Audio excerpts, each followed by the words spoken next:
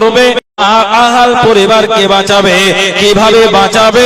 তোমার ফ্যামিলির যখন মেয়েকে বারণ করতে বলবে, অতএব রব্বুল আলামিন আমাকে আপনাকে জাহান্নাম থেকে বাঁচতে বললেন। অতএব আল্লাহ তাআলা বলছেন, যাই আল্লাহ রাব্বুল আলামিন আবার কি বলে?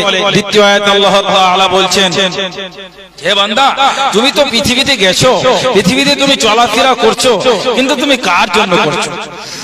এই কথা আল্লাহ রাব্বুল আলামিন বোঝাতে চাইছেন। আল্লাহ বলছেন, ইয়া আইয়ুহাল্লাযীনা আমানু লা তুলহিকুম আমওয়ালুকুম ওয়ালা আওলাদুকুম আন যিকরিল্লাহ ওয়া মান ইয়াফআল যালিকা ফাউলাইকা হুমুল খাসিরুন।